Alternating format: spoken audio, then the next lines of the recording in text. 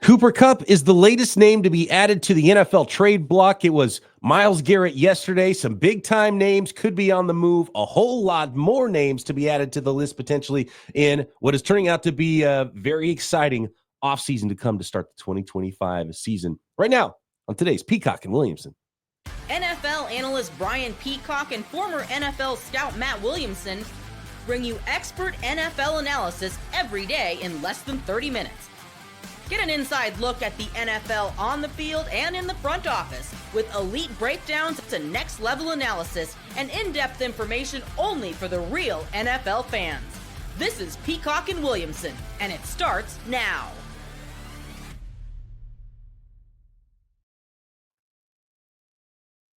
Welcome to the Peacock and Williamson NFL Show. Brian Peacock alongside Matt Williamson at BB Peacock at Williamson NFL. Thanks everybody for making us your first listen on the Locked On Podcast Network, your team every day. Love and appreciate all the everydayers out there. Make sure you let us know you stopped by, hit that thumbs up on YouTube, and welcome to the show. If you are a new listener, please subscribe on YouTube or wherever you are listening to this podcast so you can hang out with us all off season long. And it's going to be a good ride, I think, here. Today's episode of Peacock and Williamson is brought to you by Game Time. Download the Game Time app, create an account, and use code LOCKEDONNFL for $20 off your first ticket purchase. All right, here we go. This is going to be fun. It was Myles Garrett yesterday. He requested his own trade. Yeah. And now, 24 hours later, less than 24 hours later, the news that Cooper Kupp is going to very likely be on the move. Not as much his decision as it is the decision of the Los Angeles Rams. Cooper Kupp went to social media to say, I was informed that the team will be seeking a trade immediately and will be working with me and my family to find the right place to continue competing for championships. I don't agree with the decision and always believed it was going to begin and end in LA. Still, if there's one thing that I've learned over the years, there are so many things that are out of your control, but it is how you respond to these things that you will look back on and remember. So he talks about his preparations for 2025 and how things went through in 2024. That was one of his best training camps of his career. So Cooper Kupp thinks he has a lot left in the tank, and the Los Angeles Rams are ready to move into the Puka Nacua era as their true, no doubt number one. So that means Cooper Kupp is available, and teams like your Steelers kind of pop up here as potential landing spots for Cooper Kupp. So I'm interested to see what you think Cooper Kupp has left and what this sort of a trade might look like. So I'm going to start with Nacua because, you know, he burst on the scene as a late round rookie, as we all know, and he had 28 targets or something in his first two games as a pro, like crazy stuff while Kupp was out. And I'm like, boy, that's a success story. That's cool. You know, he's a good player. And maybe his numbers are a little inflated in that scheme and Kupp not being around, but awesome rookie year. And then I watch him this year and I'm like, that's a number one in the NFL. And I don't throw that term around loosely at all. I think he's become an exceptional player and was not just a cute little story. He's a one that demands targets. Kupp no longer is, that's for sure. He is a declining player. He's had numerous injuries, but the last couple of years haven't been kind to him to stay on the field. He's up in age. He's just under 30 million cap hit for them right now. And his new team, if traded, would only have to pay him. Well, not only, but it would be a decent buck, 12.5 next year. So it's going to be a team that has cap space, but I don't think he's bad. I mean, I still think he can get open. You know, he's a dirty work guy. You know, the way they use him on wham blocks and, you know, getting in there and slot stuff and digging out linebackers in the run game, and obviously a big time professional. And he's got really good size. I mean, what's funny to me, and it's probably because of the color of his skin. Like when he was young, everyone just thought, oh, he's a lot like Welker and Edelman, short little quick guy. I'm like, he's like 230 pounds. You know, like he is a big man. Yeah. Yeah. I mean, he's a powerful dude. So I still think he can play. I definitely think that there will be some interest, but it's going to have to be from a team that's got excess cap space, which few do at this, you know, I mean, in their plans right now. And I just tweeted this out because, I mean, I was just digging up information on Kupp, and I guess according to, you know, the Vegas stuff, the Bengals, who I guess we'll get to here in a minute, and as you mentioned, the Steelers are the lowest odds. You know, they're the who pays off the least if you were to bet on his next team.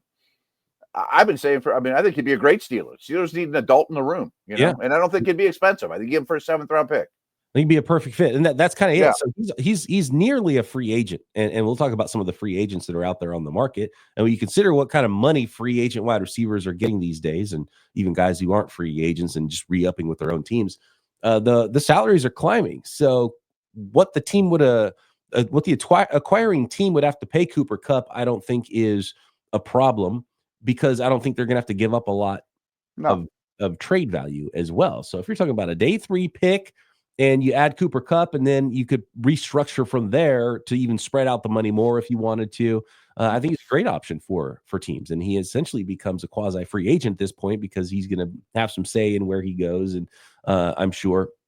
And it'll be interesting to see what kind of team he lands on with the Steelers. And you know, I immediately thought of that, maybe just because I talk to you every day about football. Yeah, right. And the Steelers clearly have been trying to add wide receivers, and they're going to add wide receivers this offseason.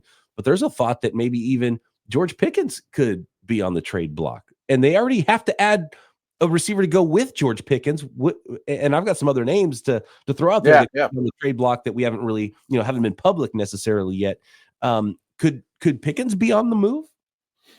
So let me ask that one second. But the Steelers and Rams made a very similar deal for Allen Robinson just 2 years ago. And I think Kupp has more left in his tank than Robinson. But at the time, I thought, it's worth the risk for Robinson. Send him a 7th round pick and eat his contract and see what he can do. And he blocks and he's tough and he's had a good career. So I think it's a similar situation, but I think Kupp is better now than Robinson was then. As for Pickens, I mean, he is not a 1st round pick. So his 4th year is coming up very rapidly, and he's going to want to get paid a lot. He's highly volatile, and I definitely think there's some people in the building that have had it up to here with him, kind of, that he's high maintenance. And boy, the Steelers have a wide receiver history of high maintenance guys. And when he's on, he's amazing, but then he disappears at times. I think he really ascended, and really, I would say from the Steelers' perspective, between now and the trade deadline is the only time you're going to get substantial, picks back for him. If you wait much longer, you're not going to get anything for him. And I could see both sides of it. Either you're going to pay him, he's your best guy, it's like your weakest position, and he's far and away your number one dude at your weakest position, or wholesale changes in the wide receiver room and dump them while you can. And I kind of lean that way, to be honest with you. And that's not really any inside scoop, but it's just, I know that he's worn thin on them. And Mr. Rooney in his final press conference was asked about the wide receiver room, and he said, there will be wide receiver changes. I think those was the exact words. Mm-hmm. So I kind of see it going something like this, like trade for Kupp, sign Slayton, something that's not super exciting, draft one on day 2, trade Pickens for a 2nd and a 5th, something like that. So Steelers potentially attacking wide receiver from all 3 sides, trade, in and out trades, free agency, and the NFL draft. Yep. We know they were talking Ayuk heavy.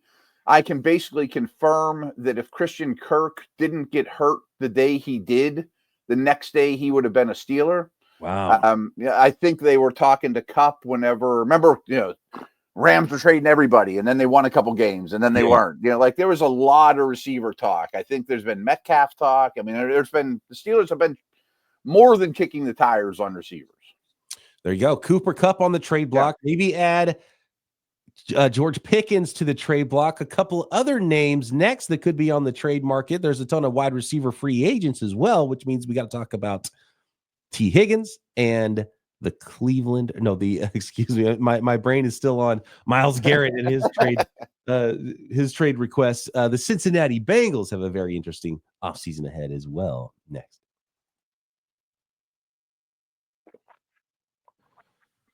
Today's episode of Peacock Williamson brought to you by Prize Picks. And the big game is almost here. And there's no better way to make it even more exciting than with Prize Picks, the best place for daily fantasy sports. With over 10 million members and billions in winnings awarded, Prize Picks makes it fun and simple to get in on the action. So here's how it works. You pick more or less than on at least 2-player projections, and it's just stat projections at Prize Picks. They put out their projections for games, including the big game, and its passing yards and its rushing yards, or say rushing touchdowns. And by the way, if you're right and you start stacking these correct picks together, you could up to 1,000 times your cash. And Prize Picks even has a free pick for the big game where Patrick Mahomes only needs to throw 1 yard to win. Pair that with one more correct pick and you're already cashing out. So download the app today and use code LOCKEDONNFL to get $50 instantly after you play your first $5 lineup. That is code LOCKEDONNFL for $50 instantly after you play your first $5 lineup at Prize Picks. Run your game.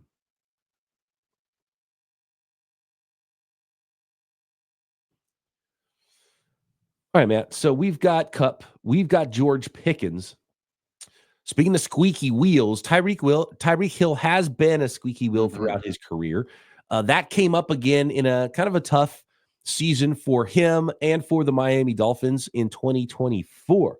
His contract starts to become in a place, and I think this is an interesting one, and I want to name a few teams and a few players where you start to have multiple big money players at the same position. And I have my doubts, Matt, that these teams are actually going to pay these players for multiple seasons, and especially when these contracts are hitting big at the same time. So, in Miami, you've got Jalen Waddle and you've got Tyreek Hill. And Tyreek Hill came over on a big contract. His contract hits first. Then you do an extension with Jalen Waddle, and they can kind of make the numbers work where they don't hit at the same time. But you start to get deeper into the second receiver's contract, and those base salary numbers are going to start hitting at the same time. And I have my doubts that a lot of these teams are going to end up paying double at the position with those contracts hitting at the same time. And so obviously the younger player, the one you're probably going to build around longer term, is Waddle in Miami, not Tyreek Hill. His wheel already getting a little bit squeaky. I would not be shocked at all to see a Tyreek Hill trade this offseason. No, me neither.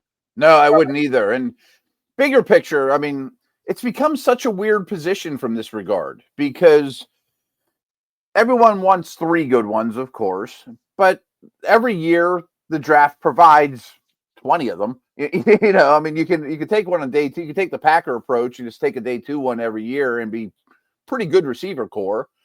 And I have to think, I mean, it's definitely true. I mean, more than any other position, big names have been traded over the last 5, 6, 7 years at a ridiculous rate, including Hill and A.J. Brown and Diggs and Cooks and Amari Cooper multiple times. And, guys like that. I mean, you can always pry one away. And, Ayuk was on the block list, or, talked about a lot. And we'll talk about Deebo, I'm sure. And all these teams that have 2, it is hard to pay 2 of them at once. I don't think Tyreek will be a Dolphin next year. I kind of lean that way too. Yeah. I could see a situation where George Pickens sticks around with the Steelers, right? Just because you probably have to get the right deal, and you don't have enough bodies there and talent. You already need to add talent to go with George Pickens, let alone if you trade George Pickens. But for the Miami Dolphins, I think it's a lot easier. They could do a deal tomorrow and feel okay about what their plan is going forward at wide receiver. It still might, maybe there's a post-June 1st element to some of these things as well as it becomes more important for the salary cap. But I wouldn't be shocked at all. And yeah, I think probably better than 50% chance that Tyreek Hill gets traded, which leads me to a couple of other names I want to throw out there too. And Deebo Samuel is a big one for me. And as soon as the 49ers didn't trade Brandon Ayuk last offseason and finally got an extension done with him, I thought it was going to be the end in the last season for Deebo Samuel as a San Francisco 49er. And like Tyreek Hill, he had a down year. And the 49ers also drafted a first-round wide receiver. Sure. So you draft the first-round wide receiver the same offseason that you give the other guy a big long-term extension. And by the way, the best wide receiver on the team was none of those guys. It was Juwan Jennings. I was going to say, oh, by the way, another guy stepped up huge that they just gave money to as well. And you're paying Kittle, and right. Yeah, and Kittle is the top tight end, dollars-wise and talent-wise in the NFL still. And you're paying Trent a lot. You're paying Bosa a lot. You got to re-up your quarterback. So salary cap, there's some... And DP, real quick, I quote you from time to time too, because we haven't talked about this for a while, but You've mentioned, and I've run with it, that McCaffrey could be your Deebo. You could draft the running back, and McCaffrey could be your Deebo. When you're looking at skill sets that overlap, McCaffrey's much closer to Deebo than some other wide receiver they could try to bring in and do the wide back stuff with. Yeah, right. Reduce And McCaffrey's carries a little bit, extend his career, draft a 220-pound running back or whatever, there's your wide back. It's Christian McCaffrey. Exactly. Mm-hmm. And so then that would help alleviate it. And then you have your 1, 2, 3 wide receiver to go along with it. Like that, it's a perfect plan for me. Kyle Shanahan is on record. He was asked about Deebo, and he said they're not in the market of giving away good players, getting rid of good players, I think it is. I still think he's probably I think he's less likely to go than, say, Tyreek Hill, but I still think that that's kind of the plan. And it would have to be a trade. I don't think they're going to cut him, is maybe what Kyle Shanahan was getting at. So Deebo Samuel could be on the trade block, and we'll see how that goes. But I think they're just their long-term plan. They told us what that is, and that's in place now. They drafted a first-round wide receiver to replace Deebo, and they re-upped Brandon Ayuk to be the long-term guy. And so I think Deebo Samuel could be on the trade block for sure, and could interest quite a few teams, and that might be something that heats up closer to draft time.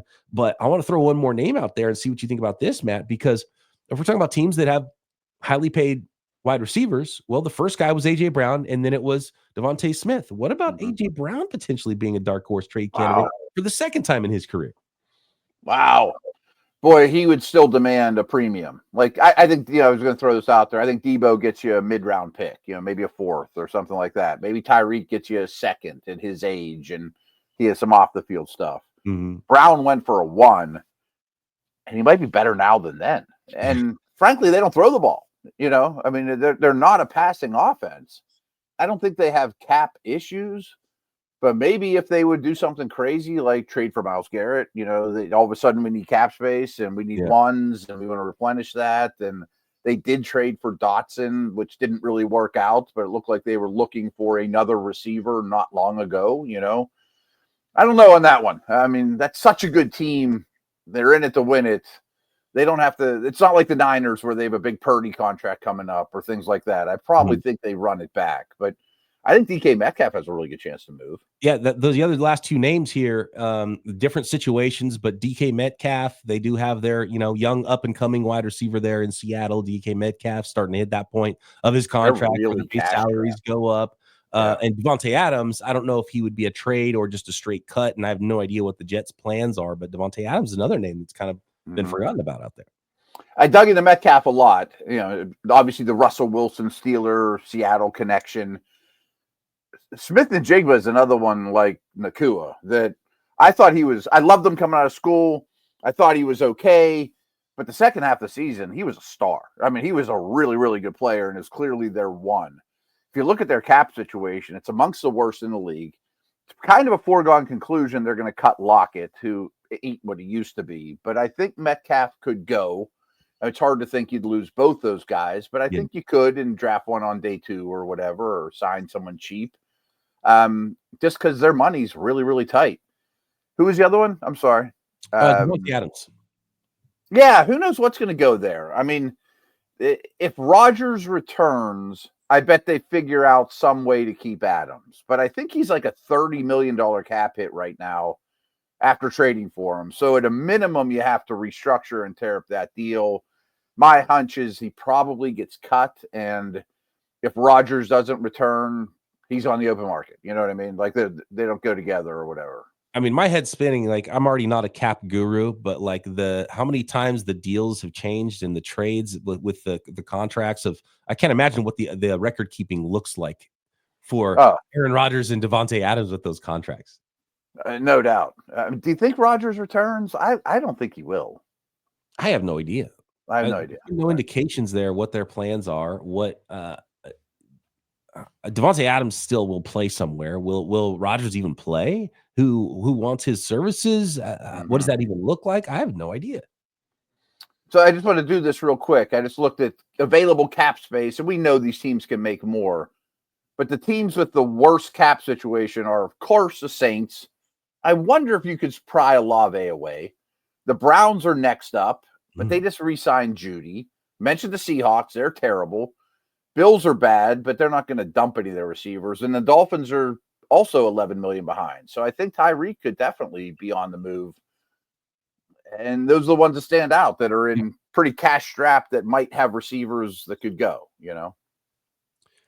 Let's talk about the Cincinnati Bengals next. Tee Higgins, he is the prize at wide receiver in the free agent market. Some movement could already happen with trades before we even get to that point.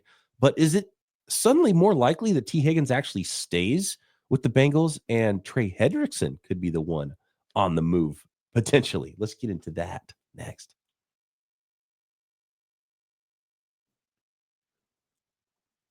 This episode, Peacock Williamson, presented by Game Time. And whether you're looking for tickets for the next big NFL game, like, say, the big game this week, or a concert, a comedy show, sporting event, you can find the right ticket at the right price with Game Time. And maybe last-minute tickets to the big game, because last-minute tickets is the thing with Game Time. Like, any sports fan out there, anybody that goes to concerts ever, you should have the Game Time app already downloaded and ready to go to make sure. Just give it a double check on Game Time before you buy any tickets, because I've found some phenomenal deals, and especially on some last minute tickets for ball games and for concerts. And Game Time Picks is a new feature that makes it so easy now, takes all the headaches out of buying tickets for your next sporting event. And here's how it works, because Game Time Picks, the app does all the hard work for you. It curates the best deals so you don't have to waste time searching through endless ticket listings. And the best part, you're covered with Game Time's lowest price guarantee. If you find a better deal somewhere else, they'll refund 110% of the difference. Plus, your tickets are guaranteed to be delivered on time with easy cancellation options if something comes up. Ready to make your next event even better? Download the Game Time app, create an account, and use code LOCKEDONNFL for $20 off your first purchase. Terms apply. Again, that's code LOCKEDONNFL for $20 off. Download Game Time today. Last minute tickets, lowest price, guaranteed.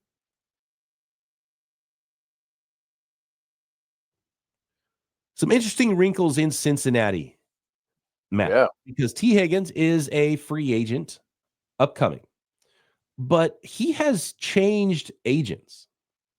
Oh. And from what I understand, and I think he changed to Jamar Chase's agent, if I'm not mistaken. So he hasn't liked the way things have gone with his last agent. He ended up getting the franchise tag. And the thought is that he changed agents not so he could get the biggest free agent money and end up somewhere else, which is what the old plan was. He changed agents to try to find someone who had a good relationship with the Bengals to try to get a deal done and actually stay. And all three of Chase, Higgins, and Burrow could potentially stay together on offense with the Cincinnati Bengals. And then the quasi GM for the Cincinnati Bengals had a quote recently talking about Trey Hendrickson. And he said, whether or not the team may or may not be able to afford an extension for Trey Hendrickson, he said, quote, "We can't have guys at the top of the payroll in every position. We will do what we can." And so it suddenly it seemed like, well, your problems are on the defensive side of the ball. Of course, you have to let Tee Higgins walk finally, and you got to re-up Trey Hendrickson, your best defensive player, and add more talent to go along with him on the defensive side of the ball. And it sounds as though the Bengals might even be heading into the opposite direction right now this offseason.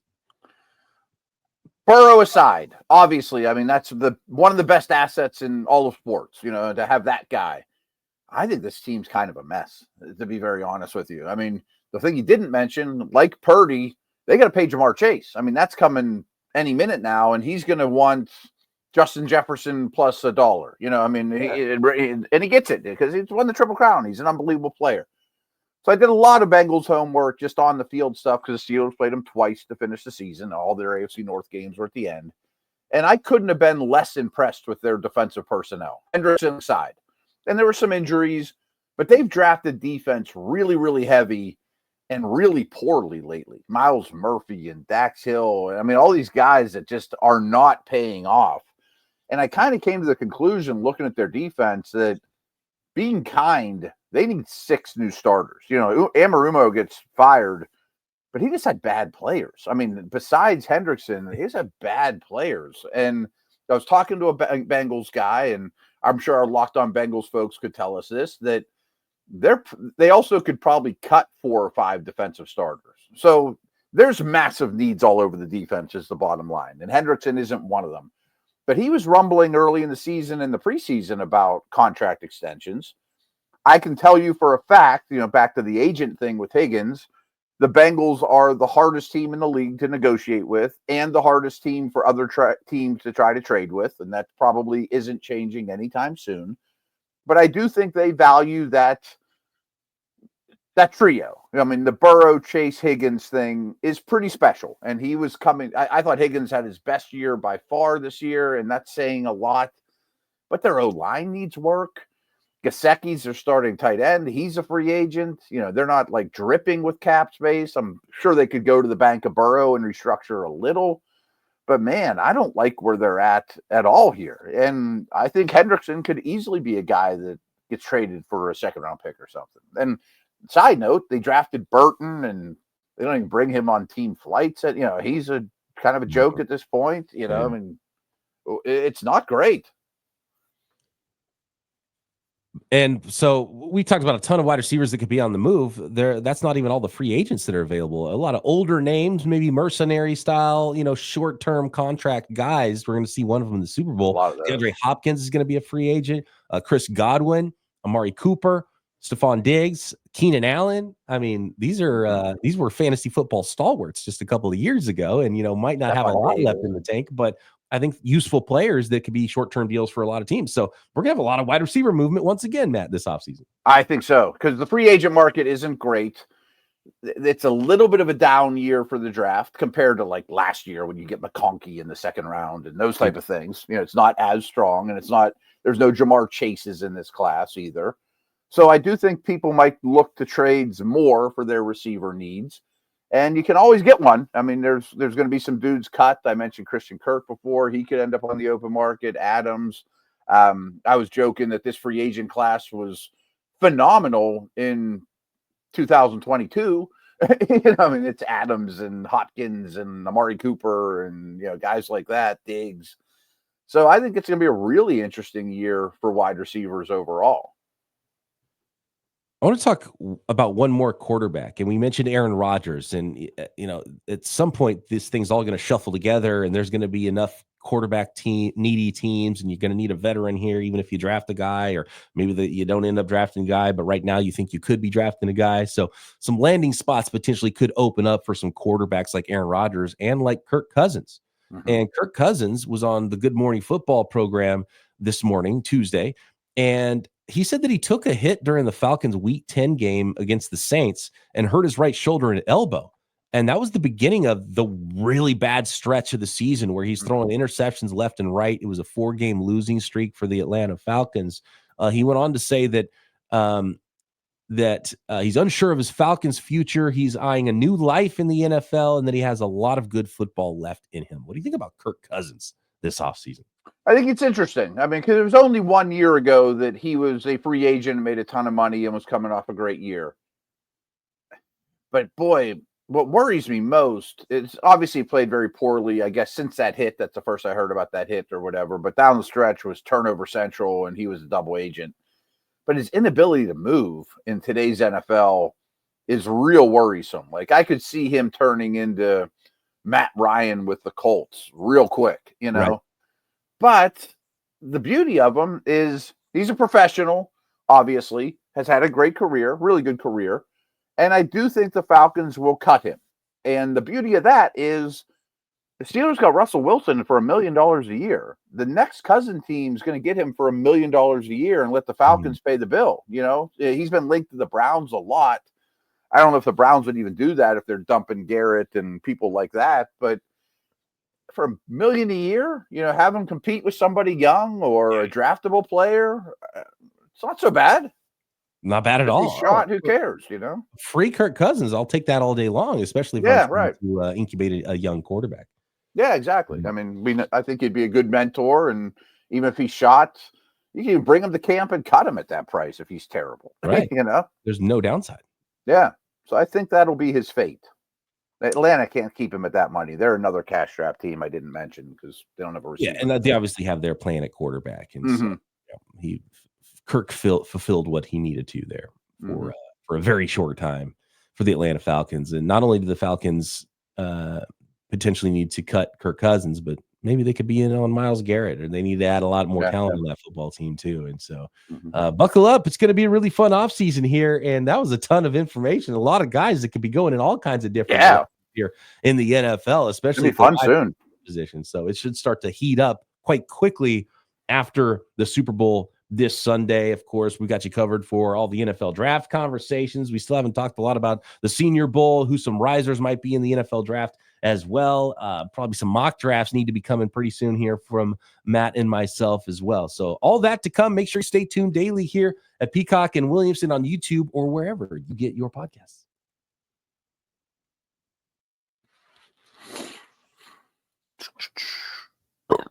Ooh.